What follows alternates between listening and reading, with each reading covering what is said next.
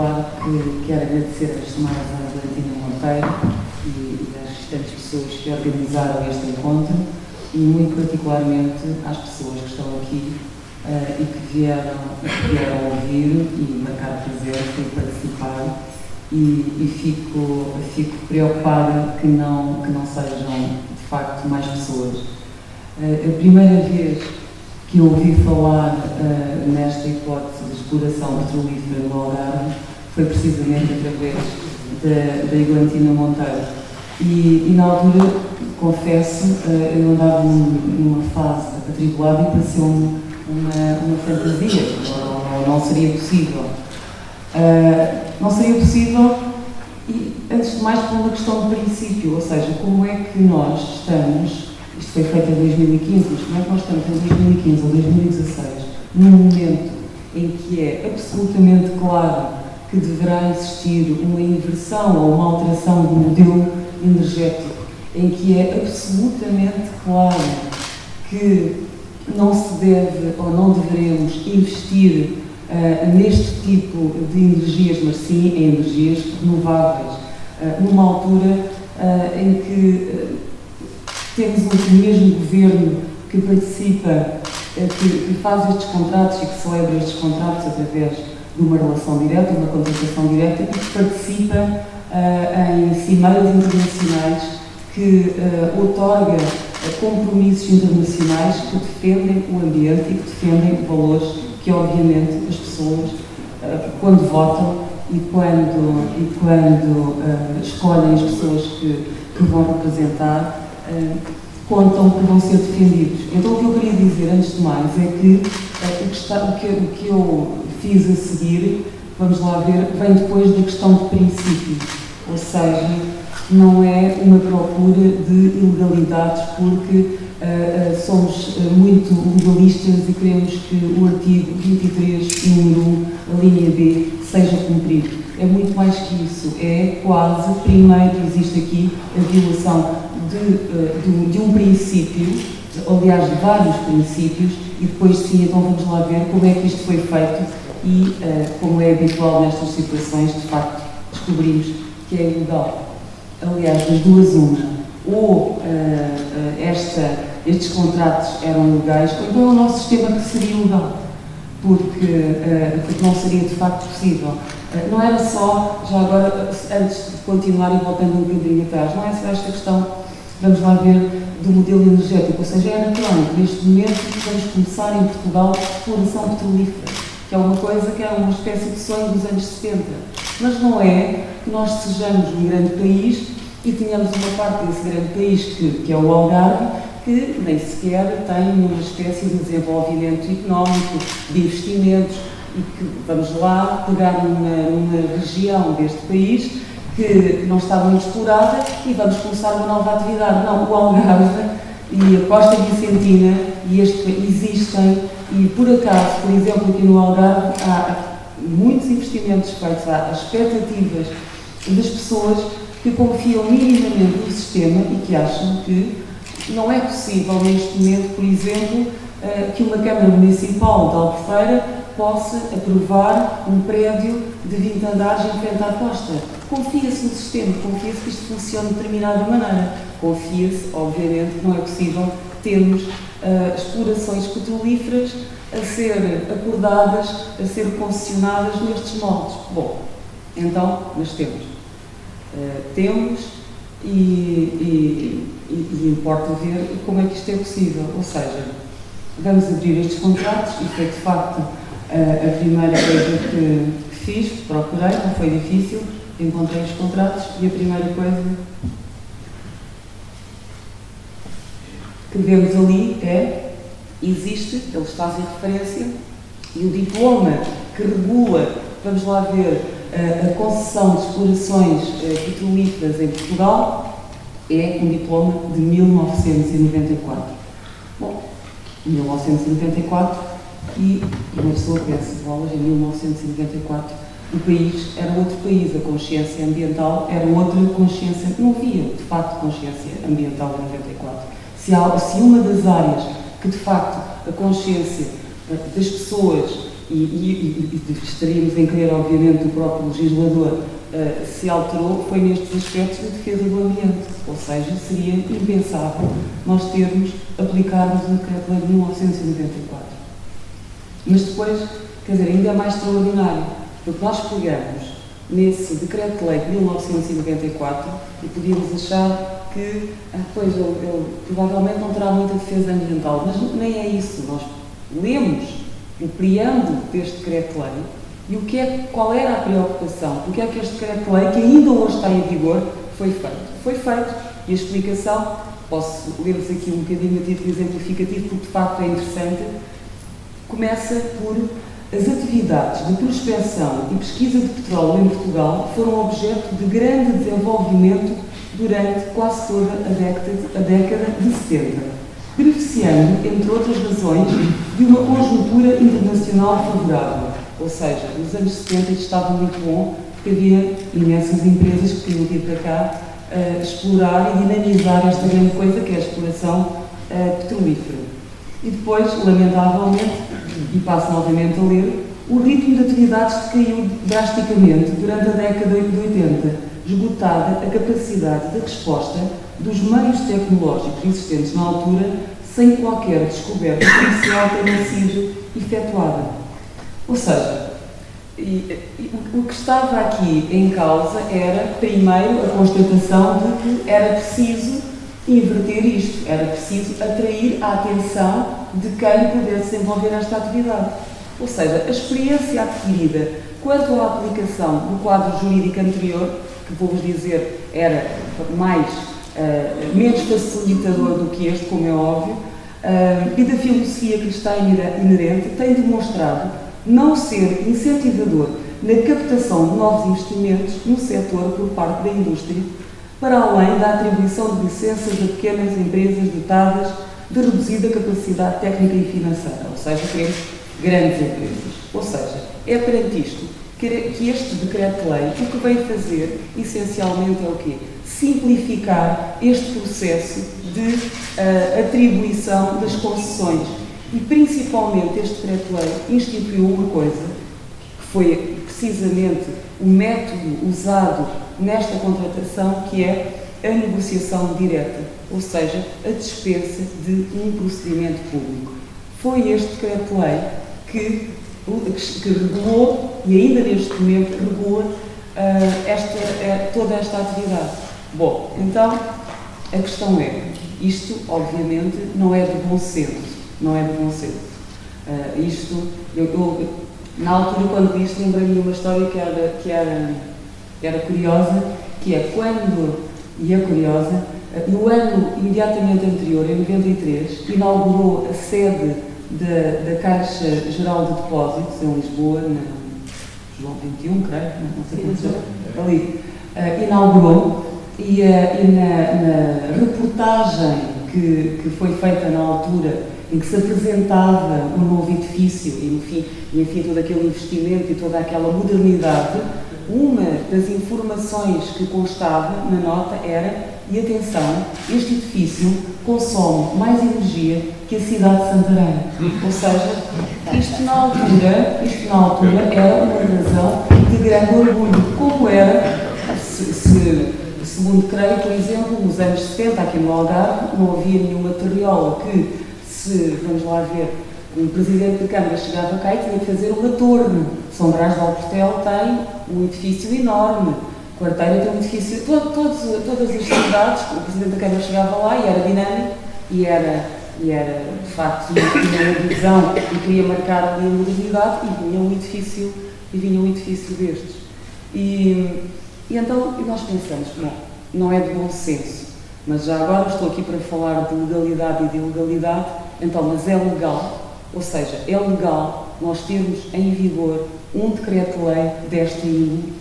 A meu ver, não é legal, ou seja, existem princípios, por várias razões, vamos lá ver, existe, antes de mais, um dos princípios consagrados na Constituição e que são fundamentais e que têm a ver, e vou começar por esta ordem, por exemplo, com a obrigação que o legislador tem, a Assembleia da República, de manter da legislação que está em vigor estar de acordo e em conformidade com o que é a atualidade. A Assembleia da República tem de ser este garante. Vamos lá ver. É compreensível ou não é compreensível que a Assembleia da República tenha deixado, no fundo, arrastar um decreto de lei de 94 até agora, porque de facto a questão não se colocava. Se calhar é compreensível, mas chegamos à outra parte que já não é, que é o Governo, quando pensa em ter estes contratos, em andar estes contratos, se calhar também teria, porque também sobre ele existe a exigência de dar cumprimento ao princípio da legalidade, de verificar e de fazer pautar a sua atuação pelo princípio da legalidade, que obviamente tem a ver também, e aliás o próprio Governo faz leis e é legislador em determinadas áreas por direito próprio e noutras por autorização da Assembleia da República. Aliás, esta foi um dos casos, em 94, que teria a obrigação de verificar que esta lei não está em conformidade. E agora aqui já não é só não está em conformidade com os princípios que, obviamente, já esmagadoramente as pessoas defendem. Não está em conformidade com o direito comunitário. Tudo o que está aqui, o conteúdo deste decreto-lei, o conteúdo destes contratos viola uma série de normativas comunitárias que são, vamos lá ver, que de alguma maneira vinculam o nosso ordenamento jurídico. Basicamente, nós podemos usar um critério que uma diretiva comunitária pode ser usada, ser aferida como um critério de validade de uma determinada lei, por exemplo.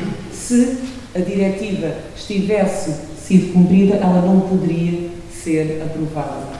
Bom, são várias as diretivas, desde a obrigação de fazer consultas públicas até à diretiva que vem falar, no fundo, da responsabilização que existe por parte destas entidades, destas empresas e por parte do próprio Estado, quando está em causa, quando estamos a falar de danos ambientais,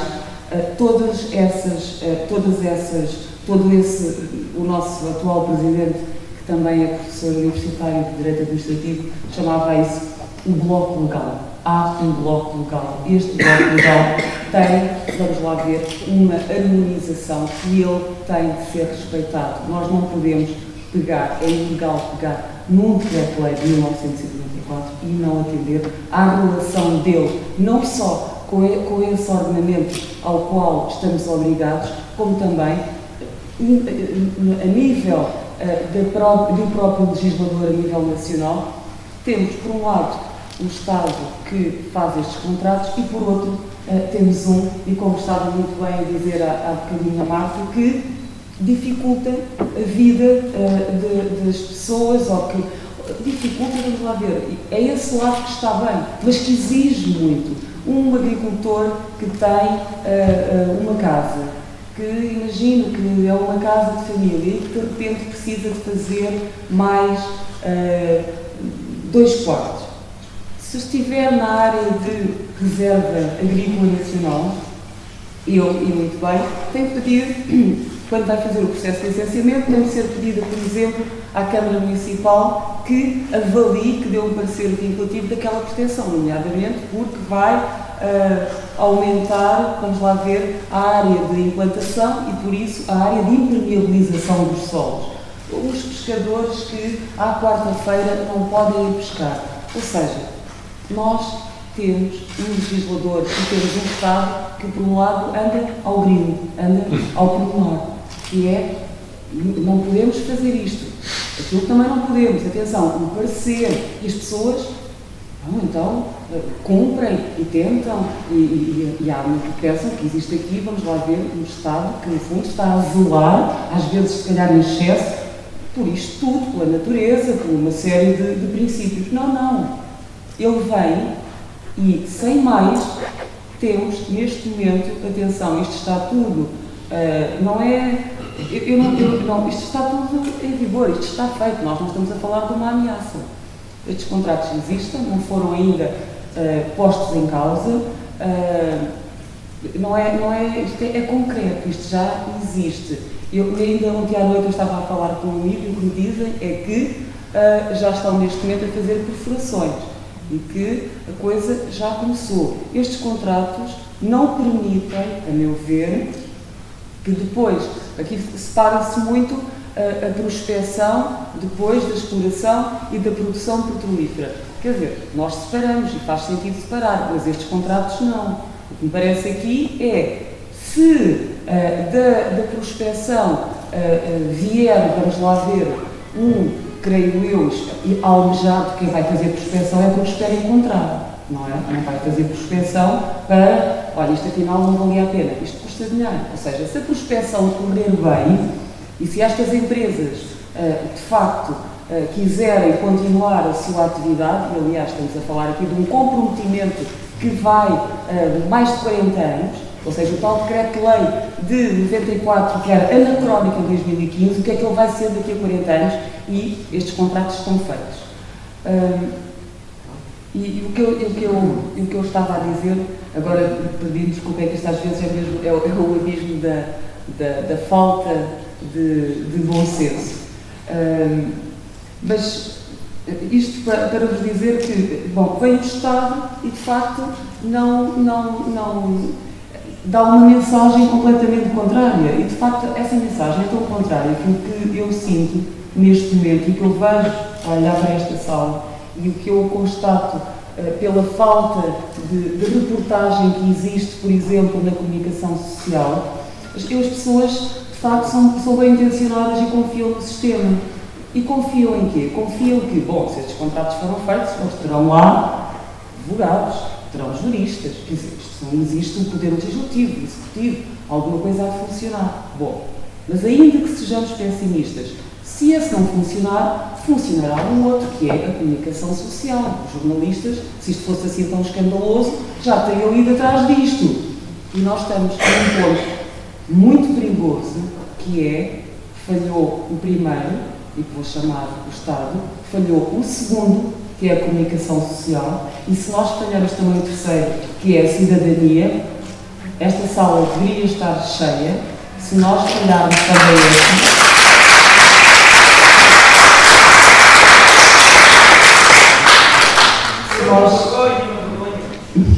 se nós falharmos também esse, nós estamos com um futuro muito negro à nossa frente. Muito negro. É muito triste. Eu sou algarvia e sou muito mais algarvia desde que saíste. De facto, a paisagem do Algarve, eu cresci na Serra do Caldeirão e no meio mais rural possível, com o café mais próximo a quilómetros e de facto sentir que as pessoas aqui sempre na Serra sempre sentiram que estavam um bocadinho ao abandono e sempre sonharam com que venha para aqui alguém fazer investimento, que venha para aqui alguém, e agora quando aparece aqui alguém é para fazer exploração petrolífera. De facto é muito estranho quando nós estamos perante o bizarro, uma coisa que não é só ilegal, eu acho que é mais que ilegal, é grave, acho que alguém deveria ser punido pelo que está a acontecer e ninguém sequer está a perceber o que se está a passar. Portanto, não estamos, falta mesmo despertar as pessoas, falta. Bom, eu poderia alongar-me aqui muito mais e de facto isto é um bocadinho, se eu começar a falar de tudo o que está aqui, é de facto um bocadinho infinito e ainda mal, não deveria ser infinito. Deveria pelo menos isto, mas não, os incumprimentos são a todos os níveis. A todos os níveis. A nível, vamos lá ver, de calcular os riscos que podem existir desta atividade. Por exemplo, se nós queremos contratar, imaginem, uma concessão de um espaço de restauração na cintura do Porto de Lisboa, com a APL. A APL obriga-nos a fazer um contrato e nesse contrato nós temos de ter um seguro de responsabilidade civil que diz anda à volta para um edifício médio para fazer uma coisa, aqueles restaurantes que vemos ali à beira-rio, de 500 mil euros. Por exemplo, estes contratos que estão aqui, e que numa das cláusulas o Estado diz expressamente, atenção, toda a responsabilidade que puder advir desta atividade, todo o risco, fica por conta da empresa que está a assinar os contratos. E depois há uma outra cláusula que diz: a empresa é obrigada a ter um seguro de responsabilidade civil. Mas, curiosamente, não há um mínimo. Ou seja, o que é o seguro? Mas que apólice é esta? Aliás, se isto fosse uma coisa para acautelar com responsabilidade civil, quem é que paga isto? Isto está tudo no domínio da maior irresponsabilidade possível. Ou seja, nós temos aqui, à frente, por exemplo, da exploração em terra, temos, eu não vou dizer isto a título pessoal, mas é mesmo a título da responsabilidade do que isto significa. Isto foi feito a 15 dias das eleições. Foi feito uma empresa que o rosto dela é um empresário, que é o Sousa Sintra, que eu não percebo qual é a experiência que ele pode ter nesta área, qual é o histórico de confiança e de credibilidade ética ou empresarial que nos pode dar, e ele tem a exploração de, o Algarve tem, estou a dizer um bocadinho de quando eu tinha lido isto, 4.800 e não sei quantos quilómetros quadrados, ele tem a exploração petrolífera em terra de cerca de 2.300 quilómetros quadrados. É isto. O que é que nós podemos fazer? Nós, aqui há bocado, a Marta, quando a Valentina nos estava a apresentar, disse: somos oradoras. Somos oradoras e podemos orar. Mas eu acho que isto só pode ser resolvido se não existir, e atenção, eu tenho confiança neste governo e principalmente tenho confiança nas forças partidárias também, nestas matérias, muito em particular nas forças partidárias que possibilitaram fazer este governo, mas é assim, se isto continua a não funcionar, a única alternativa que existe para isto, de facto, é chamar um outro poder, o tal, o dos tribunais, numa ação popular, para, então, entregarmos isto a alguém, temos uma alternativa. Enfim, acho que é muito importante continuarmos a sensibilização e que isto não seja um movimento de só de ambientalistas, só de vegetarianos, só de... Não, isto é um movimento que tem de ser feito por toda a gente, pela direita, pela esquerda, pelos empresários, pelos trabalhadores. É absolutamente transversal, é geral, é nacional e está feito, está a acontecer. Muito obrigada.